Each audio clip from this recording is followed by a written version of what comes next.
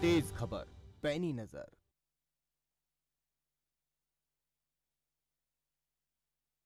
नमस्कार, मैं हूं यश खुराना। स्वागत है आपका खबर फास्ट में।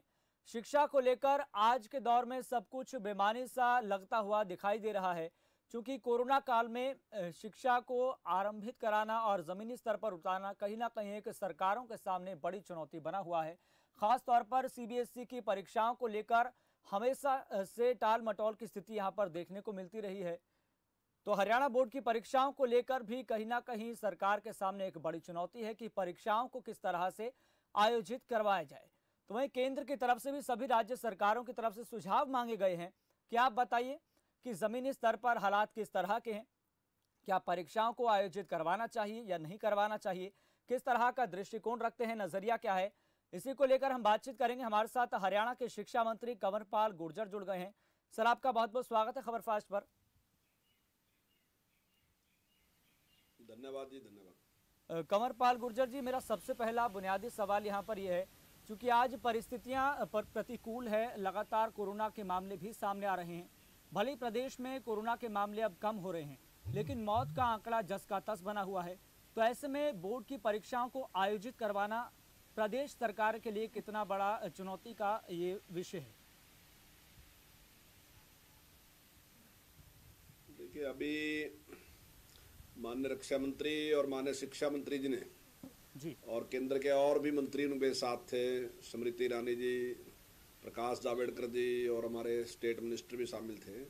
उन सब ने हमारी बैठक ली थी और उसमें उन्होंने पूरे देश के जितने भी शिक्षा मंत्री हैं और अन्य जो अधिकारी हैं उनसे इस बात के बारे में जानकारी ली थी कि क्या ऐसी परिस्थितियों में हम बच्चों के जो 12वीं क्लास के हैं पेपर करा सकते हैं। तो वहाँ मैं ये कहना चाहूँगा, जो मेरी राय थी, तो मेरी राय ये थी कि पेपर होने चाहिए। और मैं समझता हूँ ज़्यादातर जो शिक्षा मंत्री थे उनकी राय यही थी, क्योंकि बच्चे इसकी वजह से काफ़ी तनाव में हैं कि कब पेपर होंगे कब नहीं होंगे, इस प्रकार की काफ़ी बात है। तो निश्चित तौर से पेपर होने चाहिए, मैं इसके पक्ष में था और मैंने भी कहा कि पेपर होना चाहिए। और हमने कहा था कि 1 जून हमने निश्चित की थी कि 1 जून से हम पेपर शुरू करेंगे। लेकिन जिस प्रकार से परिस्थितियां खराब हुई पूरे देश की और उसमें हरियाणा की भी हुई खराब, तो अब 1 जून से तो संभव नहीं है। लेकिन हमने ये प्रस्ताव रखा है कि अगर केंद्र इस प्रकार का फैसला करता है, क्योंकि ईश्वर की कृपा से अभी कोरोना जो है वो मतलब काफ़ी पेशेंट जो है वो घटे हैं और धीरे धीरे वो घटते जा रहे हैं। तो हमारा ये था कि अगर केंद्र इस प्रकार का कोई आदेश देगा तो हम 20 जून से पेपर शुरू कर सकते हैं। और अगर वो कहेंगे तो हम निश्चित तौर से उसको करेंगे। और उसमें कई ऑप्शन थे कि किस प्रकार से पेपर लेंगे आप, सब्जेक्टिव, ऑब्जेक्टिव, किस टाइप का पेपर लेना चाहते हैं और टाइम कितना होगा। तो हमारा था कि जिस प्रकार से पहले पेपर है, जो मेरी राय थी, मैं अपनी राय बता रहा हूँ आपको, कुछ लोगों की अलग राय थी मेरे से, तो हम तैयार थे कि हम 3 घंटे के पेपर लेने के लिए भी तैयार हैं। और हम जिस प्रकार से सब्जेक्टिव ऑब्जेक्टिव टाइप दोनों टाइप का पेपर था और 3 घंटे का पेपर था, 3 घंटे का। लेकिन इसमें बस केवल और केवल एक हम चेंज करना चाहते हैं, और वो चेंज ये था कि जो बच्चा जहाँ शिक्षा ग्रहण कर रहा हम उसका एग्जामिनेशन सेंटर भी वहीं हम बना दें। तो इससे हमें एक तो फायदा ये होगा कि हमारे जो एग्जामिनेशन सेंटर है उनकी संख्या बढ़ के दुगनी हो जाएगी। एक तो वहाँ सोशल डिस्टेंसिंग बनी रहेगी क्योंकि संख्या बहुत कम होगी, और दूसरा बच्चे को बहुत दूर नहीं जाना पड़ने का। अगर दूर नहीं जाना पड़ने का तो यात्रा के कारण जो आने जाने में भी जो सोशल डिस्टेंसिंग की भी कमी होती है, एक दूसरे से मिलना, भीड़ होना, वो जो है उससे उसका बचाव होता है। तो अगर ये परमिशन मिलती है तो हमने ये कहा कि हम करा सकते हैं। और हमारी एक मांग और थी कि जो बच्चे कोरोना से प्रभावित हैं वर्तमान में, तो उनको अलग से एक मौका मिलना चाहिए कि जब वो ठीक हो जाए तो तब उनका पेपर हो जाना चाहिए। और इसके साथ हमने ये भी कहा कि जो अधिकारी कर्मचारी पेपर कराने में जिनकी भूमिका रहेगी, तो ऐसे सभी अधिकारी कर्मचारी जो भी हमारे हैं उनको वैक्सीनेट पहले कर देना चाहिए। तो ये हमारा सुझाव था।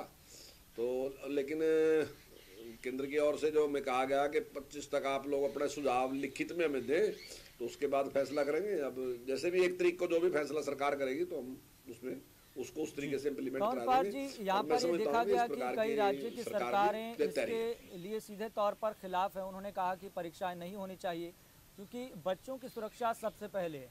तीसरी लहर को लेकर भी खुद केंद्र सरकारें कह चुकी है कि बच्चे सबसे ज़्यादा प्रभावित हो सकते हैं।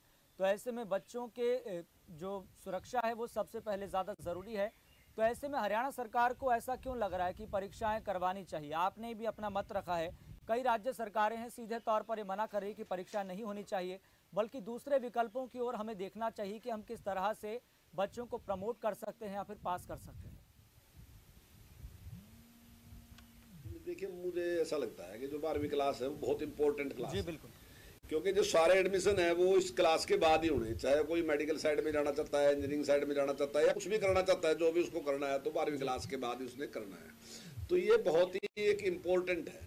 तो अगर ये टैग उस बच्चे के ऊपर लगा रहेगा कि भाई उस टाइम इसने जो था ये तो इंटरनल असेसमेंट तो थी, उसके अनुसार इसको पास कर दिया गया था और वास्तविकता में इसने पेपर दिया था, तो ये लगभग टैग उसके साथ जुड़ा रहेगा।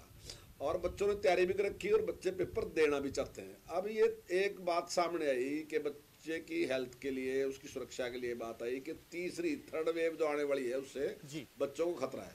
तो हम थर्ड वेव की तैयारी तो नहीं कर सकते बैठ के कि थर्ड वेव आएगी नहीं आएगी, कोई निश्चित नहीं है। और मेरा मानना ये है कि अगर थर्ड वेव आती है तो हम इसको स्थगित कर देंगे। कोई जरूरी तो नहीं है कि जो बात मैंने एक बार कह दी या सरकार ने कोई निर्णय ले लिया और उसको इम्प्लीमेंट करना कतई अति आवश्यक है क्या? तो अगर बच्चे सबसे पहले है, बच्चों का स्वास्थ्य सबसे इंपॉर्टेंट है, और अगर ऐसी कोई परिस्थिति होती है तो दोबारा उसको बदलने की बात है। लेकिन उसका इंतजार नहीं कर सकते कि थर्ड वेव आएगी और हम उसके के लिए सारे काम को रोक देंगे।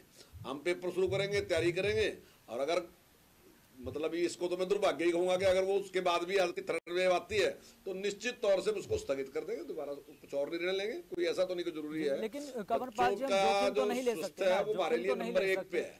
जब सरकारों की तरफ से स्कूल भी खोले गए हैं, चाहे हिमाचल की बात हो, चाहे हरियाणा की बात हो, चाहे पंजाब की बात हो, जब स्कूल खोलने की बात भी कही गई है या फिर स्कूल खोले भी गए हैं, तब तक ज़्यादा से ज़्यादा बच्चे कोरोना संक्रमित हुए हैं, यहाँ तक कि अध्यापक खुद संक्रमित हुए हैं।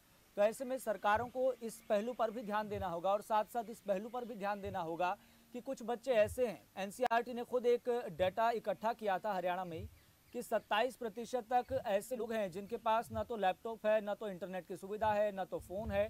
तो ऐसे में उनकी ऑनलाइन पढ़ाई भी सीधे तौर पर प्रभावित हो रही थी। तो उन बच्चों के बारे में क्या सोचा है सरकार ने? देखिए, उसमें जैसा ऑनलाइन की बात आपकी सही है, ये कि सारे बच्चों को के पास इस प्रकार की सुविधाएं नहीं थी जी। मान ली सरकार ने भी पूरा प्रयास किया, सारे तो चैनल के माध्यम से भी, टीवी के माध्यम से भी, पर फिर भी कुछ बच्चे ऐसे हैं जिनके पास इनमें से कोई सी चीज भी नहीं थी जी। लेकिन वो बहुत कम संख्या है ऐसी, निश्चित तौर से, जिसके पास टीवी भी नहीं है और जिसके पास मोबाइल भी नहीं है, कुछ भी नहीं है ऐसी। लेकिन फिर भी ऐसी संख्या है, मैं आपकी बात से सहमत हूं। लेकिन फिर भी टेस्ट तो देखिए लेना जरूरी है, और बच्चे स्वयं भी चाहते हैं कि इस तरीके से ना हो, क्योंकि ये भी उनके साथ एक बड़ा खिलवाड़ हो जाएगा। अगर हम पेपर नहीं लेते तो मैं समझता हूँ कि +2 के बच्चों के साथ ये बड़ा एक खिलवाड़ हो जाएगा। तो इसलिए हम चाहते हैं, और मैं आपको पूरा विश्वास दिलाता हूँ कि अगर इस प्रकार का जरा भी हमें 1% भी कहीं इस प्रकार का नजर आएगा कि इस प्रकार से खतरा है, तो निश्चित तौर से हम अपना वो निर्णय जो है बदल सकते हैं, इसमें कोई दिक्कत नहीं। और अगर यहाँ पर इस पहलू पर ध्यान दिया जाए कि जो वैक्सीन है ज़्यादा से ज़्यादा माता पिता को ही वैक्सीनेट किया जाए, इस पहलू पर भी सरकारों को ध्यान देना होगा कि अगर माता पिता सुरक्षित रहेंगे तो बच्चे भी सुरक्षित हो सकते हैं। देखिए, अलग अलग राय है। अब कुछ लोग कहते हैं कि बच्चे वैक्सीनेट होने चाहिए, आपकी राय है कि माता पिता वैक्सीनेट होने चाहिए। लेकिन मुझे लगता है ये सारा काम करने में नहीं काफी टाइम लगेगा। ऐसा नहीं है कि मैं अगर आज सारे बच्चों को चाहूँ कि वैक्सीनेट कर दूं तो मेरे ख्याल में काफी टाइम लग जाएगा। इसमें इतना टाइम नहीं है कि इतना टाइम अभी है नहीं। अगर सरकार इस प्रकार की कोई सुविधा हो सकती है तो अच्छी बात है, लेकिन मुझे लगता है कि इसमें टाइम ज्यादा लगेगा और इसमें इस तरीके से हम काफी ज्यादा लेट हो जाएंगे। कंवरपाल जी, अगर मैं आपसे व्यक्तिगत तौर पर अगर पूछूं तो केंद्र सरकार का आपको क्या लगता है कि किस तरह का मूड है कि परीक्षाओं को आयोजित करवाना चाहिए या फिर इसके लिए हमें कोई दूसरा विकल्प खोजना चाहिए, या फिर जो उनके जो टेस्ट थे, जो असेसमेंट थे, उन्हीं के आधार पर बच्चों को प्रमोट किया जाए? आपको क्या लगता है कि केंद्र सरकार का क्या मूड है? देखिए, अब केंद्र सरकार का क्या मूड है इसके बारे में तो मैं कुछ नहीं कह सकता, लेकिन कुल मिला के मुझे भी ऐसा लगता है कि जो सबकी राय है ना, जितने हिंदुस्तान के शिक्षा मंत्री हैं उनकी सबकी राय जो है, मुझे लगता है वो राय यही है कि पेपर तो होने चाहिए।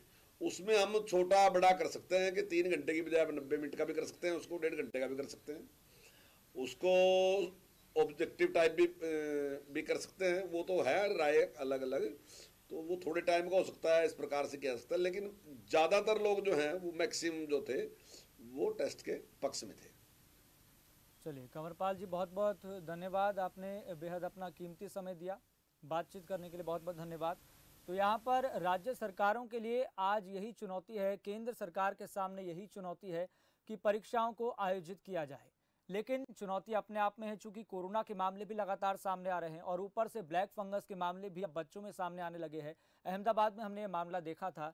तो अब देखना होगा कि राज्य सरकारों की तरफ से केंद्र सरकार को किस तरह का मत दिया जाता है। हालांकि कंवरपाल गुर्जर का सीधे तौर पर यही कहना है कि आधे से ज़्यादा राज्य जो सरकारें हैं, जो शिक्षा मंत्री हैं, वो सीधे तौर पर अपना यही पक्ष रख रही हैं कि हमें परीक्षाओं को आयोजित करवाना है। लेकिन देखना होगा आखिरकार कुल मिलाकर निष्कर्ष क्या निकल कर आता है। और बड़ी बात यहाँ पर यह है कि बच्चे कितना तैयार है, अभिभावक कितना तैयार है। फिलहाल मेरे साथ इतना ही, देखते रहिए खबर फास्ट। आप देख रहे हैं